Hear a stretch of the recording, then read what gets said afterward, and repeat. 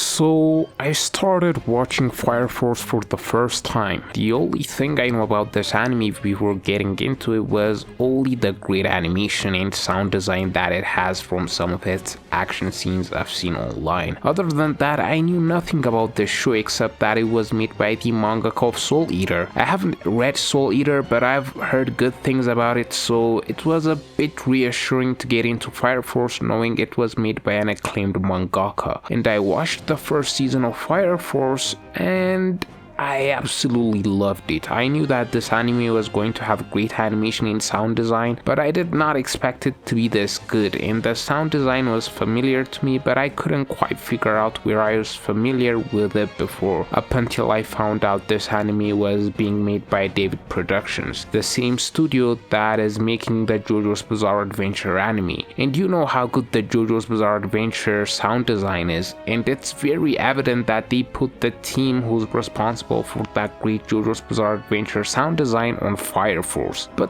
there are some things about the Fire Force story I feel like held it back from being this mega popular anime like its peers JJK, Demon Slayer, Dandadan, and etc. But before we get into the video, please make sure to subscribe to the channel. I talk all things manga and anime, and without further ado, let's get back into the video. Fire Force as an anime is great. It has great animation, except at times you get some static scenes, but I feel like the animators make a good job at hiding it. And as I said before, the sound design is unmatched. It, coupled with the great animation, gives you something really special you don't often see in many anime, like the battle between Shinra and Sho, where they were moving so fast that even Victor couldn't see them, and many more scenes like that. But the one thing I feel holds Fire Force back from being this mega massive popular anime is its beginning parts. Don't get me wrong, Fire Force is a big popular anime, but I'd hesitate to say it is as big as Demon Slayer or Jujutsu Kaisen. And like I said, that's because of its beginning parts. The story of Fire Force starts out as a standard battle shonen. You've got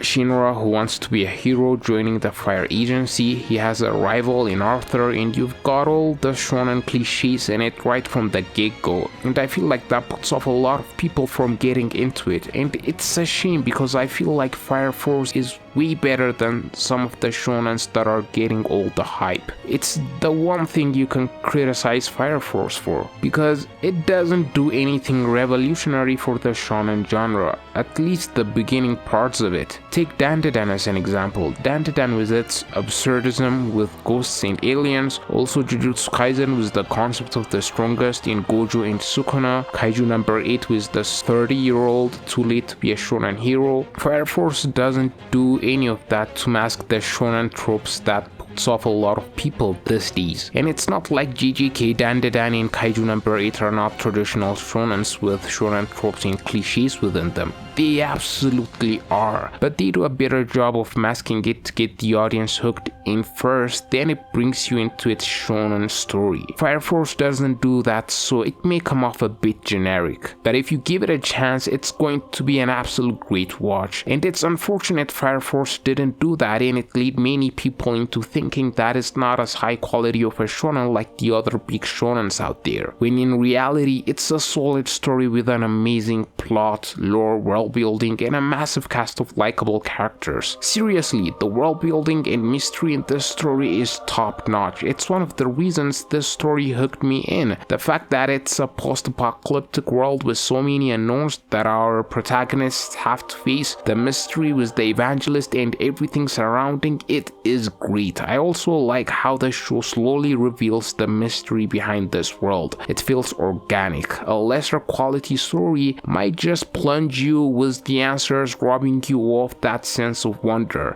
I'd also like to mention how the show succeeds at comedy for me.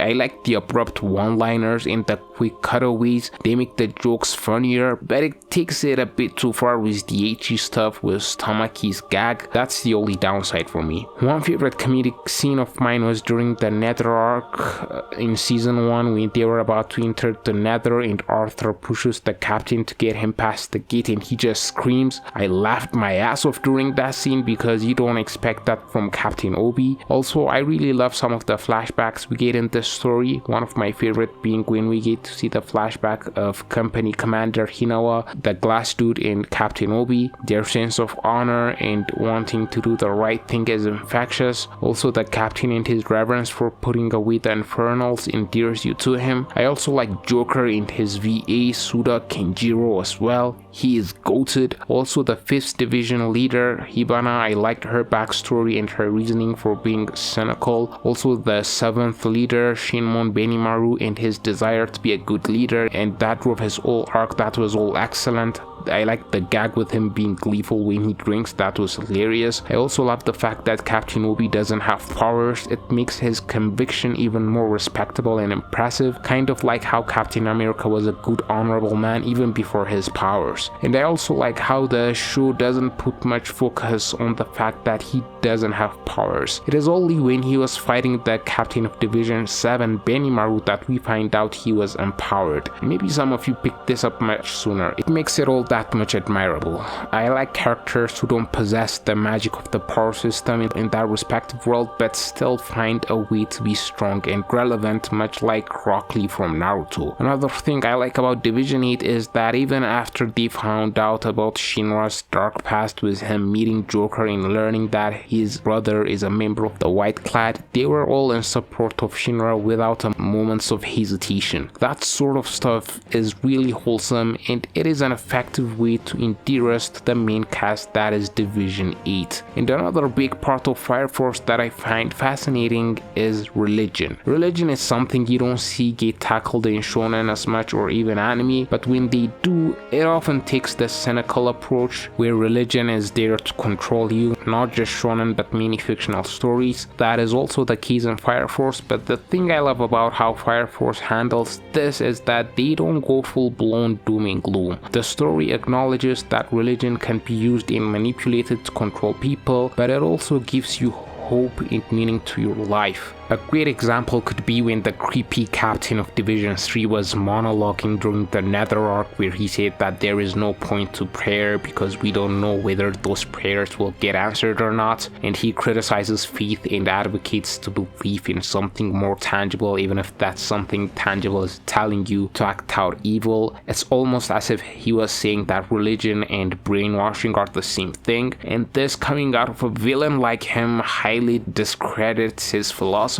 And I like that Fire Force tries to dabble in philosophical questions like this, and it makes the story even more interesting for me. And another thing I'd like to praise Fire Force for is that the side character fights are great as well. In a lesser shonen, you might want the side fights to end quickly and see the main fights like the Shinra fights, but I felt none of that in Fire Force. Especially the fights in the Nether arc of season 1, we see all the side characters get insane fights that are beautifully animated, with Maki absolutely annihilating the fodders of the White Clad, and that was especially satisfying to watch because they were underestimating her because she was a woman and mocking her. So when she brutalizes them, boy was that good to watch. And then you've got the high intensity sniper fight between Hinawa and Arrow. That fight was beautifully animated, especially Arrow's fire ability. They looked absolutely gorgeous, and when Hinawa defeats her with that huge explosion bullet, I didn't see that coming, and again I thoroughly enjoyed it. But that fight was not over yet because we had the face changing dude Yona and another fodder lackey watching them, and when they were about to finish off the already exhausted Hinawa and Arthur jumps in,